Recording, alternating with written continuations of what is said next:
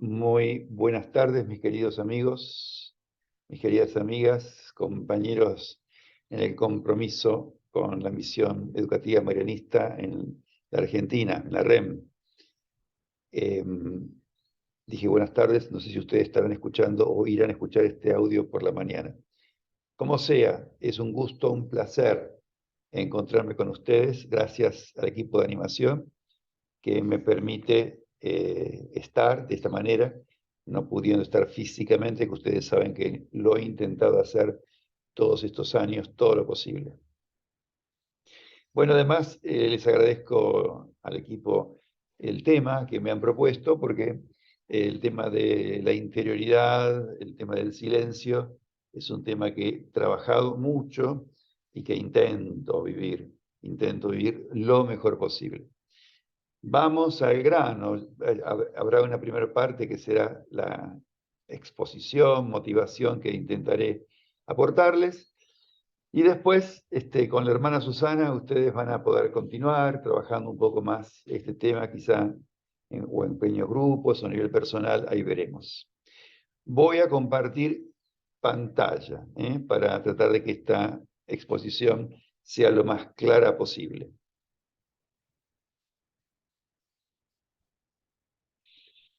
Bien.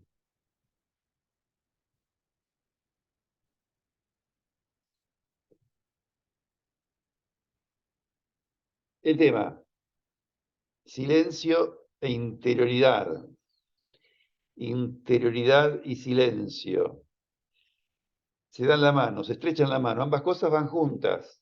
No se puede explorar la interioridad sin el silencio. Y el silencio es lo que nos permite llegar justamente a esa exploración, a ese habitar, conocer nuestro mundo interior, quizá uno de los más importantes desafíos que todos tenemos en la vida. Por eso digo, ambas cosas eh, no son lo mismo exactamente, por supuesto, no son lo mismo, pero se dan la mano y van siempre absolutamente interconectadas. Vamos a comenzar con algunas premisas que voy a desarrollar, son varias, pero me parecen importantes, de cosas que son tal vez para muchos de ustedes muy básicas, pero que cuando uno hace estos planteos no está mal recordarlas. Primeramente, bueno, decirles, hacer una confesión, que no es sencillo hablar del silencio a ustedes, que son un público que ya está convencido por múltiples razones, por múltiples experiencias que ya han hecho. Considero que ustedes todos, más allá de cómo lo vivan después, ¿no? Cómo lo vivo yo, que el silencio es algo tan necesario como el aire.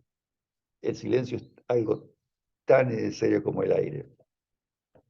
Por eso digo, bueno, estuve dándole vueltas a ver por dónde largamos con esta presentación.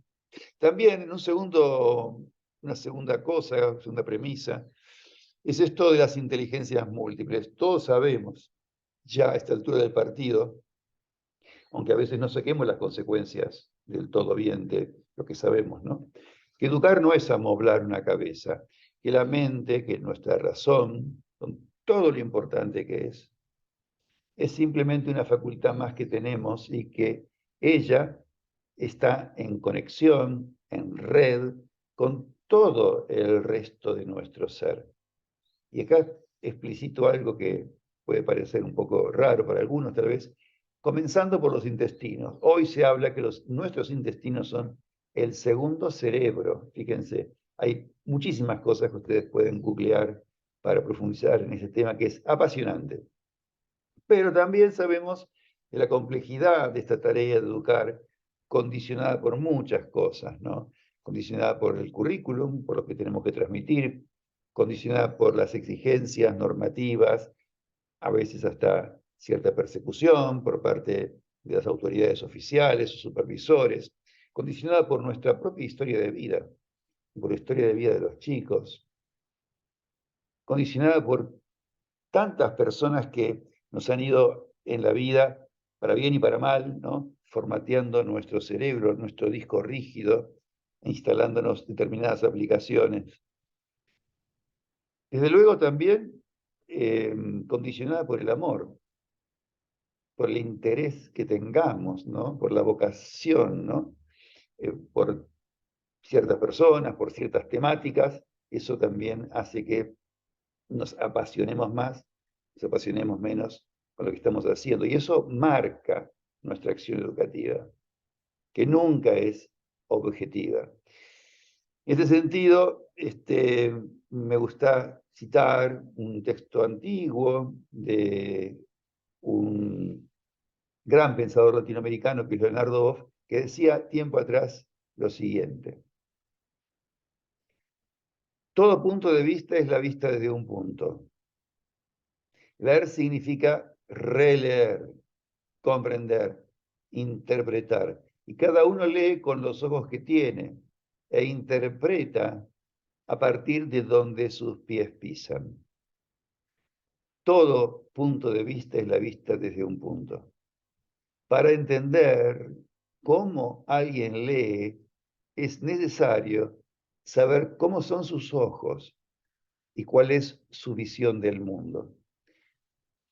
Eso hace que la lectura siempre sea una relectura, porque la cabeza piensa a partir de donde los pies pisan.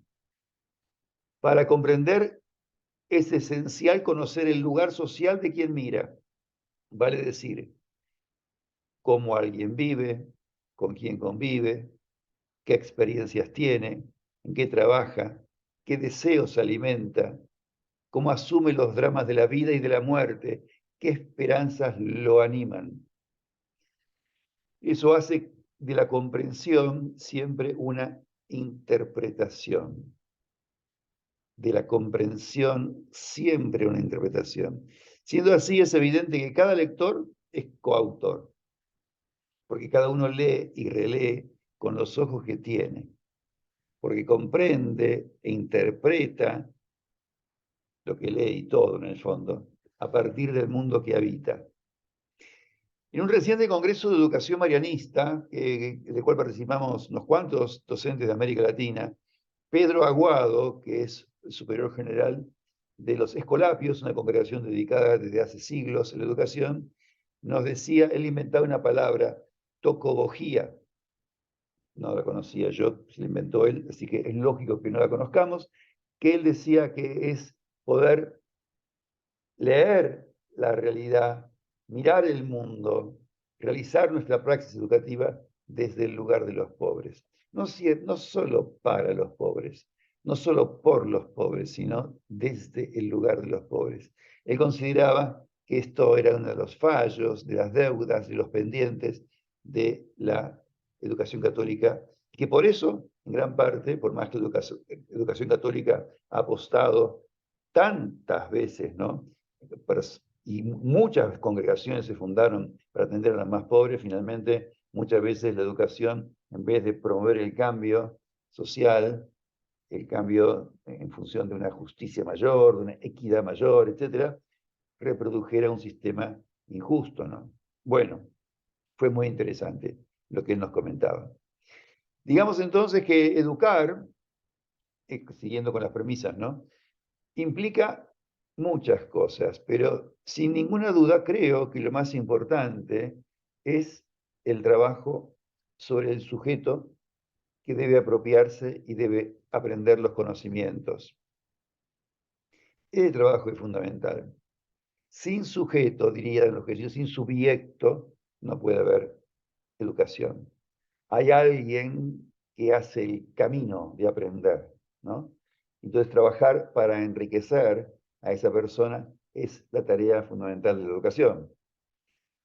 Es muy interesante, esto vuelvo a la Grecia antigua, como el oráculo de Delfos, al cual iban a consultar masivamente en aquella época, era un lugar de consulta a los dioses, obligaba al viajero, antes de hacer la consulta a los dioses, a que investigue su propia esencia.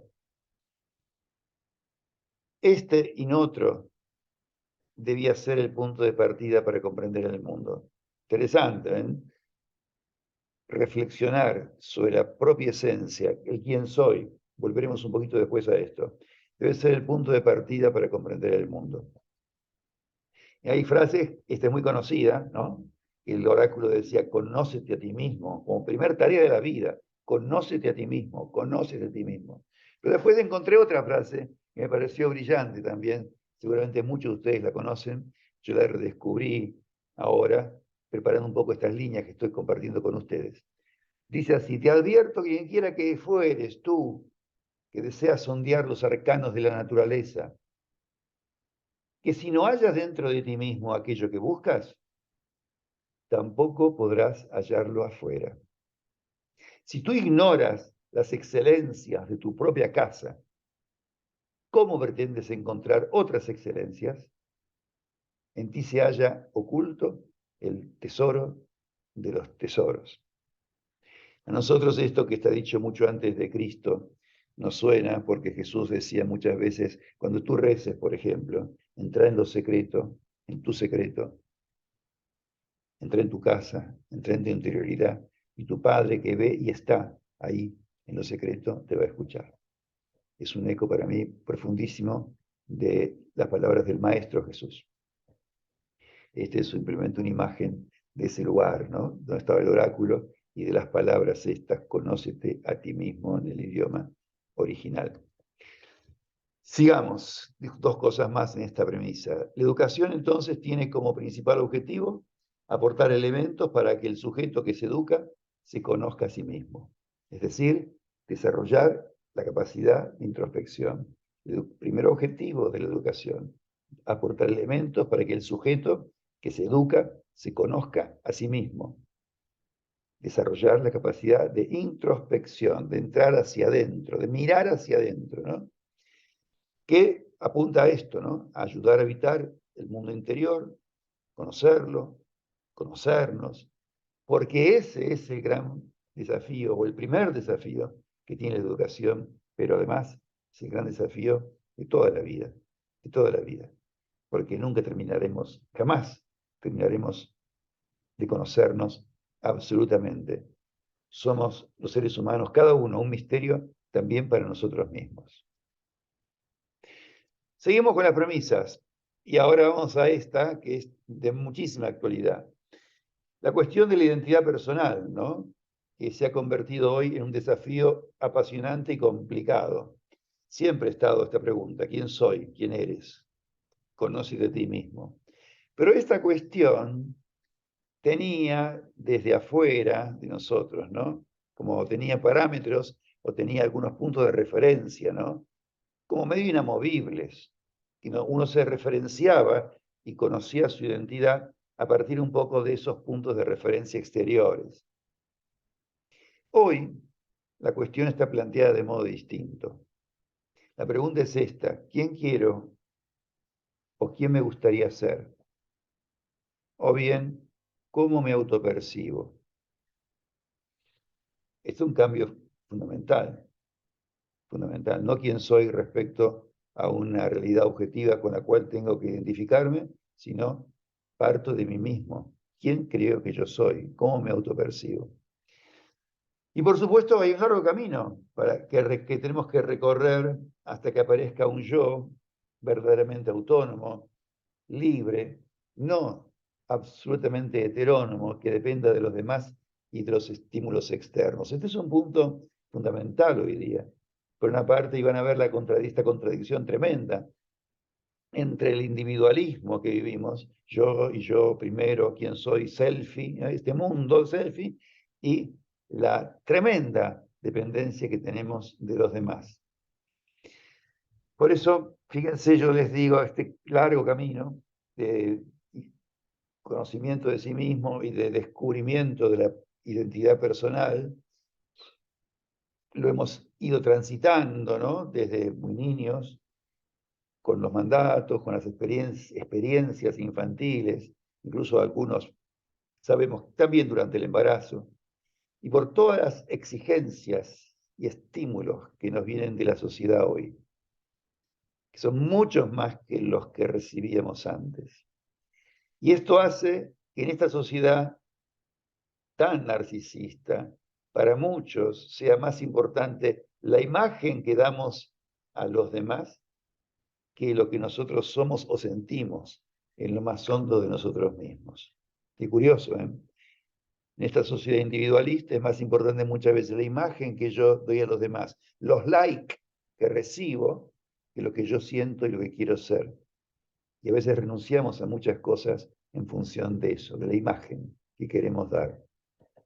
Por eso digo que es por lo menos paradójico que en una sociedad tan narcisista estemos tan pendientes de la mirada del otro.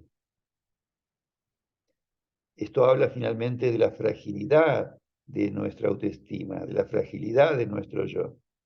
Y también explica el nivel de agresividad, el nivel de depresión, de insatisfacción que existe, y de violencia incluso, ¿no? Bueno, agresividad, dije, que existe en la sociedad en su conjunto. Esta frase me parece que es muy importante. Educar es ayudar a parir un ser humano. Esto es, finalmente, educar. No es fortalecer un ego. No es fortalecer un ego. Y menos un ego que se absolutiza a sí mismo, autorreferenciado y cerrado. De ninguna manera. Bien, avancemos entonces con otro puntito. Dicho esto respecto al silencio, digamos, las premisas, paso a un segundo punto, que sería este. ¿Qué puede aportar el silencio y el trabajo sobre la interioridad en este contexto que más o menos he ido descubriendo sin pretender ser exhaustivo? Bueno, fíjense, desde siempre creo que los que mandan, los que dominan, han utilizado esto del pan y circo justamente para eso, ¿no? Para entretener, para dominar las multitudes, para mantenerse en el poder. Y hoy podemos decir que el pan no es la comida solamente, que también lo es, sino que en esta sociedad de consumo, todos los objetos de consumo, los bienes de consumo, bienes de uso y desuso, porque los tiramos enseguida, que nos avasallan, con las ofertas que nos avasallan, sería este pan, ¿no? Esta tentación de estar consumiendo y consumiendo y consumiendo.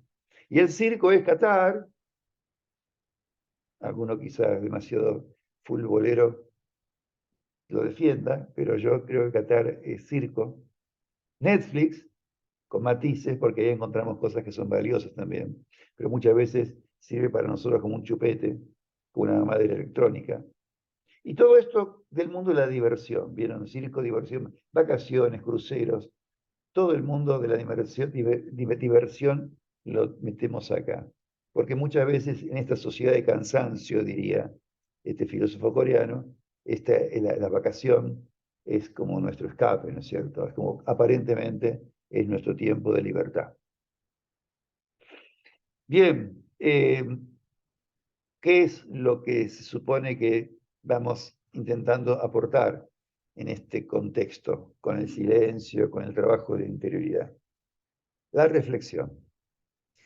La reflexión sería algo así como una vuelta sobre nosotros mismos, ¿no? No sé, no tengo el dibujito para mostrárselos, ¿no? Pero me imagino una persona, ¿no? Que se inclina hacia el mundo, que sale de sí mismo ante la realidad, ante el otro, y vuelve sobre sí mismo con la reflexión.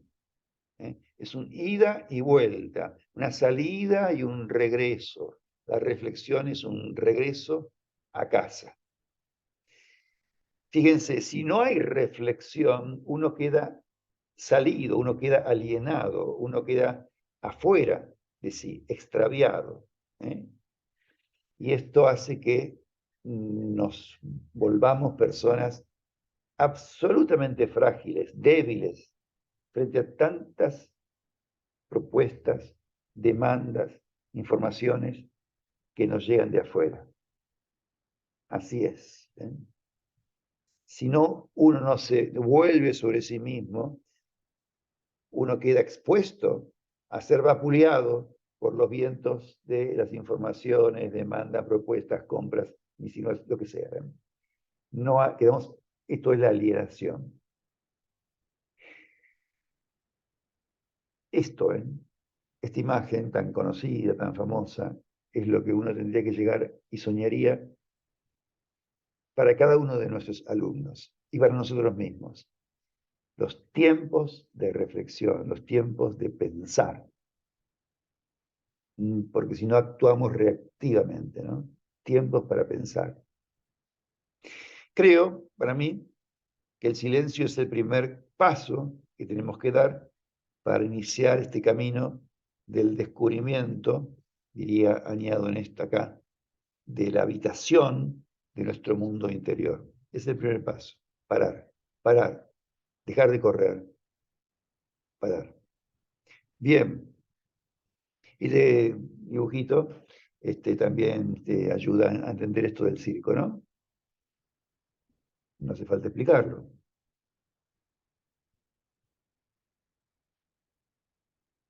No hace falta explicarlo. Tercer punto, la urgencia del silencio.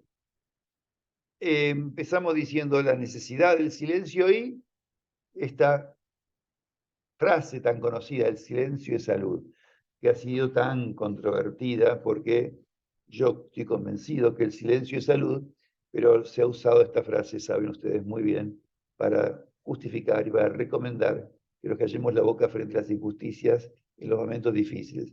Mira, no hables, no hables, no digas nada porque el pez por la boca muere y porque la cosa está muy peliaguda, es peligroso, cállate la boca, mejor te callas, mejor no te comprometas, no hables.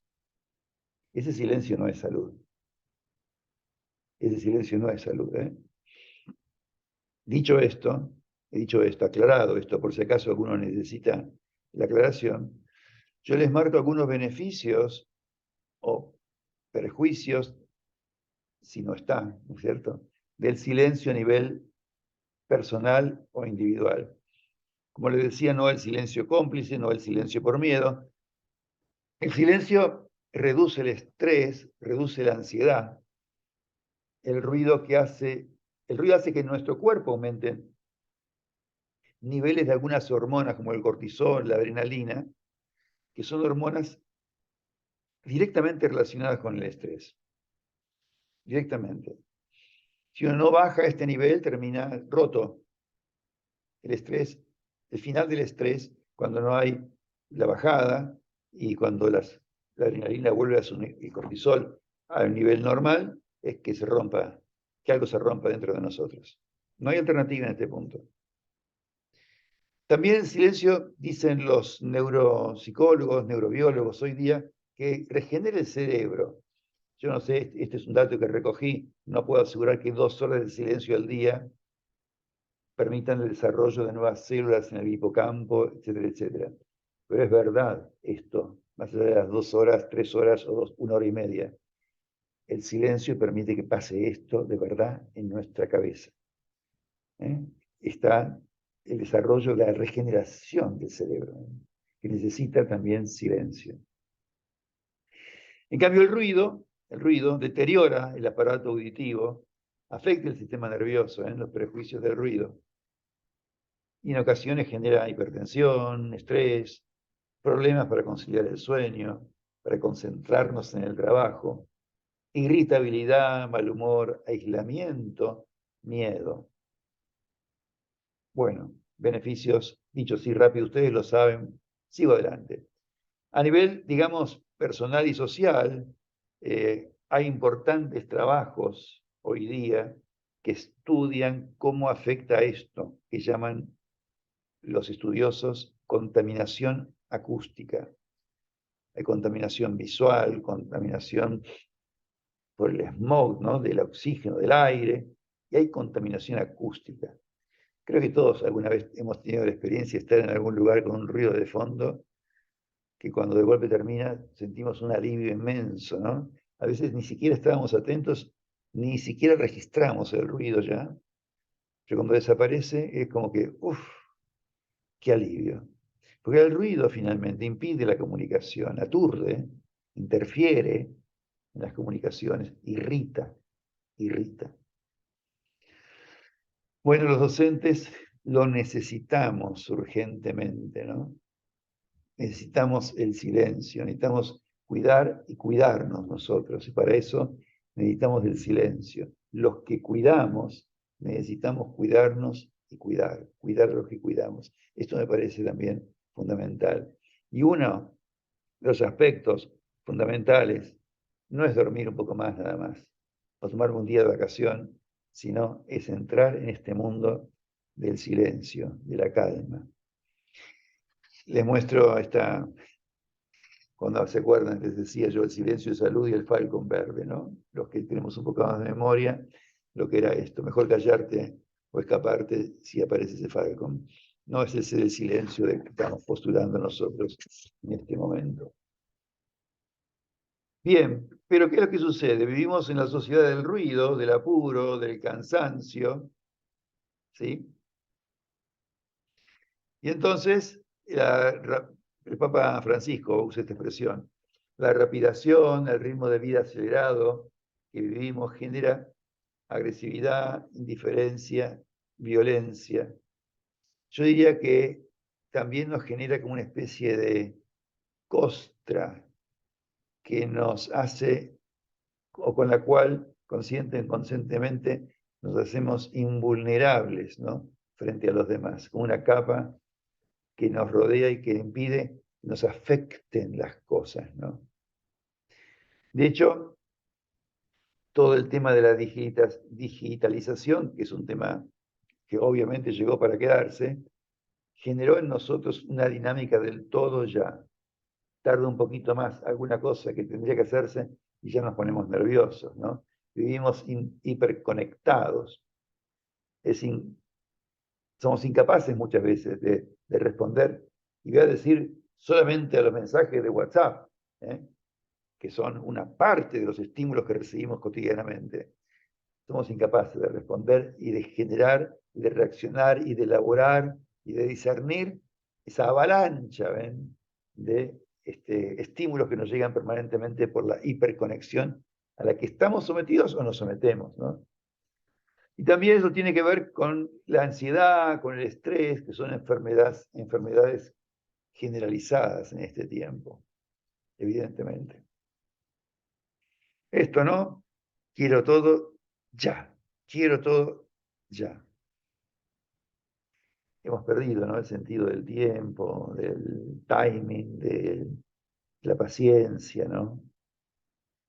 Vivimos así, aceleradísimos. Esto no es sano, es evidente, ¿no? Vuelvo al tema de la salud, ¿no?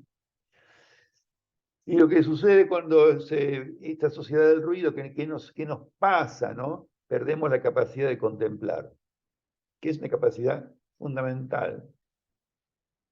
Los filósofos griegos, la Grecia antigua, de donde salieron los primeros filósofos, que, bueno, fundamentan un poco el pensar, al menos del mundo occidental, ¿no?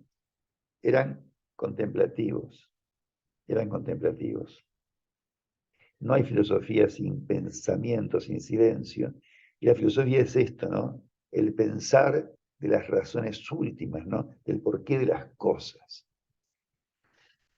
Pero si vivimos corriendo, perdemos la capacidad de contemplar, perdemos la capacidad de asombrarnos, también porque son tantos los impactos, los estímulos que recibimos que ya, y tan variados, y ya no nos asombramos de nada y ya naturalizamos todo. Por lo tanto, no gozamos de la vida, pasamos por la vida corriendo, acumulando experiencias que no disfrutamos, porque no somos capaces de habitar el ahora, el presente.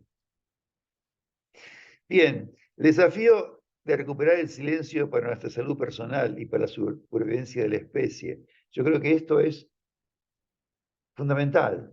Digo, espero que todos estemos de acuerdo en esto. Esto es básico, ¿no? Recuperar el silencio por nuestra salud personal, que es lo que intenté justificar hasta ahora, pero también por la supervivencia de la especie. No hay otro camino. No hay otro camino. Porque la especie va a sobrevivir, nuestra especie sobrevive y llegó hasta donde llegó porque fuimos capaces de generar mecanismos de solidaridad entre los seres humanos, de comunión, de cooperación. Si no paramos la pelota, si no nos damos cuenta que en este momento estamos en otra dirección, no estamos cooperando, estamos compitiendo. Estamos en el sálvese a sí mismo. El sálvese a sí mismo destruye la especie. No solamente termina por destruirnos a nosotros, destruye nuestra especie. Nos salvamos juntos, dice el Papa, ¿no? Permanentemente. Nos salvamos juntos, no salves a sí mismo. Bueno, el silencio, justamente como ya les decía, permite esa reflexión, esa vuelta sobre sí, por tanto, darnos cuenta de las cosas, tomar distancia de los acontecimientos, poder mirarlos con objetividad y no vivir en piloto automático. ¿Ven? Vivimos en piloto automático muchas veces. Esto hace que nosotros podamos ser dueños de nosotros mismos, hace más difícil que seamos manipulados, nos ayuda a pensar, nos ayuda a reflexionar. Y también aumenta la sensación de bienestar psicológico. De bienestar psicológico. En un ambiente relajante o relajado, ¿no? En nuestro organismo empieza a segregar otros tipos de hormonas, endorfinas, ¿no? La hormona de la felicidad, serotonina. Y esto produce que el estado de ánimo sea positivo, cambie a positivo, de negativo a positivo, ¿no? Transforma, ¿ven? Un ambiente sano, un ambiente agradable, un ambiente bello, un ambiente armónico, un ambiente donde hay silencio, cambia nuestro cuerpo, cambia nuestro cuerpo. Bien, entonces, todos aquellos que de alguna manera hayan intentado y explorado, les invito a que si lo han hecho, lo retomen si lo dejaron. Y si no lo han hecho, que lo empiecen a hacer. Lo que la Iglesia siempre dijo de la meditación, ¿no? Con un cariz, bueno, mucho más así religioso, con otros objetivos, si ustedes quieren. Esto de meditar, el mindfulness, no es una cuestión, ven, ya de Iglesia, de catolicismo. Es lo que nos permite vivir, sobrevivir, habitar el aquí y el ahora, como les decía antes. Esto, gracias a Dios, se está transformando en una cierta moda, digamos, pero es una moda que necesitamos. Parar, meditar, volver a meditar. Y meditar se hace en silencio. Bien, en cuarto lugar, brevemente voy a intentar decirles alguna cosa sobre el camino del silencio. Desde luego la meta del silencio, todos ustedes lo saben, no es simplemente que no haya ruidos, ¿no? Igual que la paz, cuando es la paz en serio, la paz profunda, auténtica, no es la paz del cementerio, no es la paz de los muertos. Nuestra meta con el silencio es la paz interior, la armonía, la unificación personal, el encuentro con uno mismo, el encuentro con la naturaleza, con los demás, con el creador, con el ser. ¿Eh? Este es el objetivo del silencio. Volver a encontrarnos, no estar aislados, no aislarnos, sino el encuentro, la comunicación, si ustedes quieren, la comunión. El silencio tiene como meta usar bien las palabras, palabras que salgan de adentro, que no sean eslogans, que no sean palabras que repito como un loro, sino palabras que surgen de lo más hondo de nosotros mismos, que transmiten algo de nosotros a los demás, que generan unidad, que generan comunidad, que alimentan el amor, porque a través de la palabra nos conocemos, y el diálogo, ¿no? Y el conocimiento es lo que permite que el amor sea un amor auténtico, real, de verdad, ¿no? No voy a entrar en este tema, pero ustedes saben que el silencio abarca toda la persona. En esto yo he estudiado bastante este tema, no desde su dimensión más histórica. ¿De dónde sacó el beato Guillermo José Cheminá? Esto no lo sé, pero es una genialidad, porque implica la palabra, que es lo que a veces nos quedamos. El silencio y la palabra no. El silencio es mucho más que la palabra. El silencio del cuerpo, fíjense, ya en esa época él hablaba del silencio del cuerpo, el silencio corporal, que empieza con la respiración, con la escucha del propio cuerpo, porque el cuerpo habla también, ¿no? El silencio de la imaginación, que es esta facultad maravillosa que tenemos para crear, para inventar cosas nuevas, ¿no? Pero que no se consigue si la imaginación no está ordenada, digamos, si se nos vuela por cualquier parte. si simplemente nos distrae. El silencio después de la mente, ¿no? Que cada vez es más difícil, porque la mente también, por ahí se habla de la mente de mono, ¿no? Que tenemos, que salta de una rama a otra, otra, otra, en vez de concentrarnos, en vez de estar en el aquí y ahora, en vez de servir a los objetivos que nos proponemos, ¿no? La mente muchas veces también se distrae, se nos vuela. Y por último, el silencio del corazón. El silencio del corazón que estamos trabajando, creo, en muchos de nuestros centros educativos, ¿no? Con el tema de las emociones, los sentimientos, de las pasiones incluso, ¿no? Y cómo realmente Jesús decía algo que ahora lo vemos con tanta claridad, ¿no? Fíjense, corazón es lo último y la palabra es lo primero que dije, ¿no? Pero sin embargo, de la abundancia del corazón habla la boca. Todo está en red, todo está unido, todo. Bien, vamos cerrando y en este punto esto es una invitación a redescubrir, ¿no es cierto?, aventurarnos en nuestro mundo interior. Me parece que esta es una aventura maravillosa, maravillosa, ¿no? Y creo que es la condición primera, sine qua non, de que podamos ser nosotros mismos, ¿eh? Que seamos capaces de aventurarnos en nuestro mundo interior. Y si podemos ser nosotros mismos, es la condición de que podamos ser felices. Y me gusta, discúlpenme, pero les voy a repetir lo que decía el oráculo. Invitación esta, te advierto quien quiera que fueras tú que deseas sondear los arcanos de la naturaleza, si no hallás dentro de ti mismo aquello que buscas, tampoco lo vas a hallar fuera. Si ignorás las excelencias de tu propia casa, ¿cómo pretendes encontrar otras excelencias? En ti se halla oculto el tesoro de los tesoros. Magnífico. Yo sí reconozco que hay muchas dificultades para esta tarea, desafiante y urgente. Digo, dificultades o excusas, no sé. Falta de tiempo, falta de espacios físicos, miedos, pero sobre todo miedos.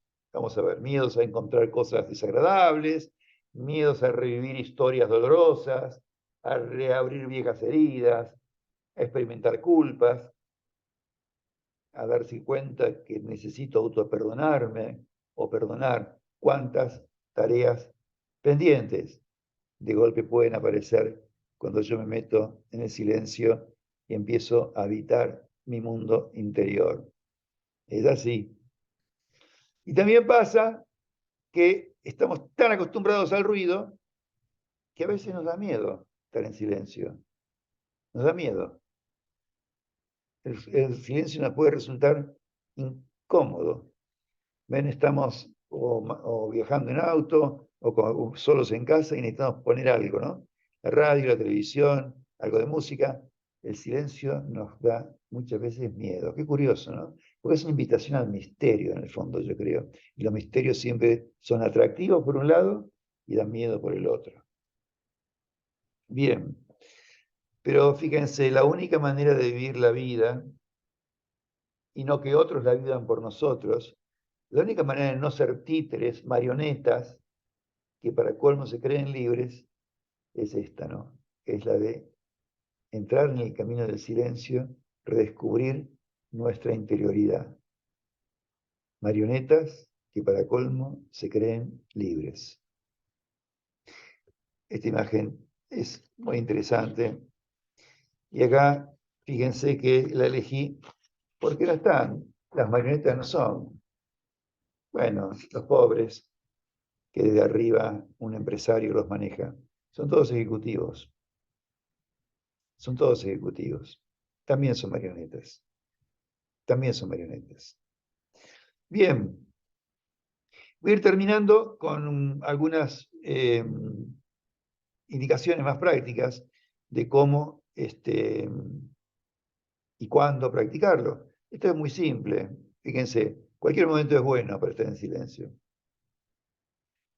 Claro, cuando yo puedo, ¿no? Tengo que hacer espacio.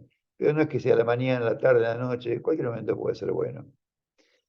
La mañana es muy interesante, tiene esta ventaja porque nos ayuda a cargar pilas, a tomar conciencia de lo que vamos a hacer, a motivarnos para iniciar la jornada centrados en las cosas importantes, para no olvidarnos de alguna cosa muy importante que tenemos que hacer.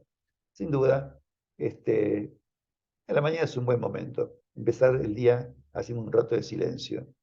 Pero también puede ser cuando el cuerpo lo necesite, a la hora que sea. Cuando el cuerpo nos dé algunas señales de que necesita parar. Por ejemplo, cuando tenemos palpitaciones, un nudo en el estómago, o que tenemos acá un nudo en la garganta que no podemos tragar. Y bueno, paremos, relajemos. Siempre un ejercicio de respiración honda, ¿ven? Que nos conecta de nuevo con la vida, con el aire, con el oxígeno, con Dios, con todo lo que es, ¿eh? Nos entra y tomar conciencia de lo que estamos haciendo, nos sitúa en el lugar, al respirar hondo, no hondo, bien hondo, bueno, nos ayuda, nos ayuda. Entonces nos facilita darnos cuenta de qué me está pasando, qué estoy sintiendo, dónde lo siento, qué puedo hacer con eso, ¿no? Entonces, digo, sepan esto, ¿no? Parar, recogernos, estar en silencio, muchas veces nos ayuda a manejar situaciones que son muy desagradables. Parar un poco. En cambio, cuando la situación desagradable me engancha y entro en esa vorágine que la misma situación me propone, es muy probable que me equivoque en la cosa que diga, que termine estresado y a los gritos o una pelea. El silencio nos da la posibilidad de mirar las cosas con mayor perspectiva. Sí, desde luego hace falta un lugar, una postura cómoda, sin celular, respirando, ¿no? Me parece que eso también es como muy fundamental, ¿no? Para poder escucharnos a nosotros mismos. En soledad, yo diría, no necesariamente, a veces en grupo guiado es muy bueno también, pero no todos tenemos la posibilidad de ir a un grupo a cierta hora a hacer un silencio guiado. Bueno, hay que aprender a hacerlo solitos. Y lo podemos practicar incluso, acá sí puedo decirlo desde mi experiencia propia, mientras hacemos ciertas tareas, yo digo moderadas y agradables, no cualquier tarea, no, a cosas que nos gustan hacer en general, no a ficciones, que se hagan más por diversión que por obligación. Digo pintar, regar, escribir algún diario que nos ayude a plasmar nuestras emociones, planchar, algunos no odian planchar, coser, tejer, mucha gente tejiendo se calma, desde luego pescando también, dicen, cocinando, conduciendo un vehículo, pero la condición es hacerlo conscientemente, ¿no? Hacerlo conscientemente, relajados, relajados, sentir que la espalda se relaja, bajando un cambio, respirando. Puede ser sentado en el jardín tomando un mate, puede ser rezando el rosario, tantos modos, ¿no? Que hay de parar, respirar y tomar simplemente conciencia de que estamos vivos y agradecer que estamos vivos. Bien, si me parece que el anterior me... Esto también, ¿ven? ¿Cómo? Dije a la mañana primero, bueno, también a la noche, para conciliar el sueño. Ayuda mucho también a muchos a hacer un ejercicio de mindfulness, de meditación, de silencio antes de dormir. Ven, esto lo elegí porque puede ser en familia. Y pues no hace falta un templo, no hace falta una gran naturaleza. Hay imágenes de esto frente al mar. No, puede ser en casa. Puede ser en casa, tranquilamente. Bien, voy a ir terminando con estas máximas del Maestro Jesús y de la tradición marianista, que las voy a repasar rápidamente, porque ustedes las conocen. Dice Jesús, cuando ores, entra en lo secreto, en tu secreto. Tu Padre que ve y habita en tu secreto, te va a escuchar, te va a ver.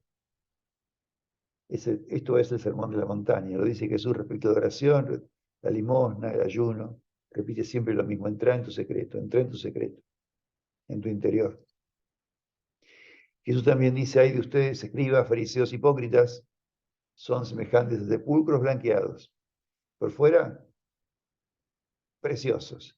Por dentro, llenos de huesos de muertos y de toda inmundicia. lo de afuera y lo de dentro. Sigo. Fariseo ciego, limpia primero la copa por dentro, y así quedará limpia la copa también por fuera. ¿Sí? Primero la copa, limpiarla por dentro, quedará limpia por fuera. Lo que mancha al hombre, dice Jesús, que es un gran maestro, ¿no? No es lo que entra por la boca, sino lo que sale de su boca. La abundancia del corazón habla de la boca. Esto es lo que mancha al hombre, lo que sale de adentro de él, no lo que come. Esa discusión que tenían los judíos con lo que come, comemos cerdo, no es lo que entra por la boca, es lo que sale. Otra de Jesús, tu ojo es como una lámpara que da luz a tu cuerpo. Cuando tu ojo está sano, todo tu cuerpo está lleno de luz. Cuando tu ojo está enfermo, todo tu cuerpo está lleno de oscuridad. Y si la luz que crees tener en realidad es oscuridad, qué densa es esa oscuridad. ¿Ven? La luz de la mirada, cómo miramos, cómo quitamos las vigas de nuestros ojos para ver las cosas llenas de luz, como Jesús las veía. Bueno, el Beato Chaminá, ustedes saben que decía esta frase, que la tenemos recontra conocida: lo esencial es lo interior, que tiene en nuestra cultura una vigencia tremenda, ¿no? Una cultura tan volcada a lo exterior, a la imagen. Volver al interior, según las palabras del Beato, es fundamental. Pero además se lo decía en relación con la fe. La fe para el Beato Guillermo José no era una cuestión mental, una aceptación mental de verdades. Creo en tales cosas, acepto como si fuera una ideología, no. La fe para él era la fe del corazón, era la adhesión del corazón a Jesús, a Dios. Creer en Él porque el corazón está adherido a Él. Y por eso después hablaba él de espíritu de fe, que el espíritu de fe también es lo mismo, ¿no? Es como una mirada de la realidad con los ojos de la fe. Una mirada, un posicionamiento ante la realidad con los ojos de la fe. Repito, no es entonces el credo, por más que Chaminade le da mucha importancia al credo, pero no es creer en el credo, es ir mucho más allá de eso, y es una fe que implica el corazón, lo afectivo, la dimensión afectiva que nos lleva al amor a Dios y que nos lleva a mirar las cosas con los ojos de Dios. Me gusta esta imagen porque está Jesús meditando, haciendo mindfulness. No está en un templo, no está en la sinagoga, está en la naturaleza, está solo, ¿ven? Tendría cosas que hacer seguramente Jesús. Sin embargo, para, medita, mira, contempla. También seguramente en ese momento después lloró sobre Jerusalén. Se permitió experimentar los sentimientos más tristes frente a un pueblo que amaba, que lo rechaza y que Jesús sabe que está condenado a la muerte. La ciudad esta de Jerusalén, por lo menos, ¿no? A la destrucción. Y por último, lo que les voy a dejar, y les voy a invitar después, si ustedes reciben seguramente el texto de Word o este mismo PowerPoint, unos consejos que dan los amigos del desierto, que están fundados por un gran místico, yo diría, de hoy, que se llama Pablo Dors, tiene libros muy bonitos, que él tiene una serie de consideraciones que permiten ayudarnos, pasos concretos, tips, digamos, ¿no? Tips para poder meditar. Él dice que las primeras condiciones, aparte de los 10 consejos, es ser constante y ser humilde. Ser constante y ser humilde. Constancia y humildad. Lo ve como dos condiciones fundamentales para el que medita. Constancia, Constancia, perseverancia en el esfuerzo. No es fácil. Y ser humilde porque él dice que hay que seguir un cierto camino, que hay que hacerse discípulo y aprender una cierta técnica, al menos para empezar. El primer paso es rápidamente sentarse con la espalda erguida, una buena posición. Invita a rezar la secuencia de Pentecostés. En las hojas, me fui, ahora a ver si lo recupero, no sé qué pasó. Las hojas que yo les doy lo tienen, ahí está, lo tienen en la secuencia de Pentecostés, que les estoy diciendo, la tienen ahí escrita y redactada, por si les ayuda a rezar, o pueden rezar con sus palabras, ofrecer el tiempo, relajar el cuerpo, esto es muy importante, ¿no? Relajar el cuerpo de arriba abajo, sentir que uno se afloja, ¿no? Respirar, la respiración es fundamental. Él trabaja mucho con las palmas de las manos y sintiendo la energía que une las palmas de las manos enfrentadas. Es muy interesante. Dejar pasar sin enfadarnos, sin enojarnos, los pensamientos, sentimientos. Bueno, son consejos, ¿no? Después un mantra, buscar algún mantra que nos guste. Mantener entonces después ya sí, haciendo más, entrando más en el silencio. Él dice que los anclajes son la respiración, la palma de las manos y el nombre de Jesús, cuando uno está ya relajado. Y por último, invita a cerrarlo tras unos 20 minutos, 25 minutos de oración, con la oración de Carlos de Foucault, que muchos de ustedes conocen y que sin duda les puede ayudar a cerrar la linda oración.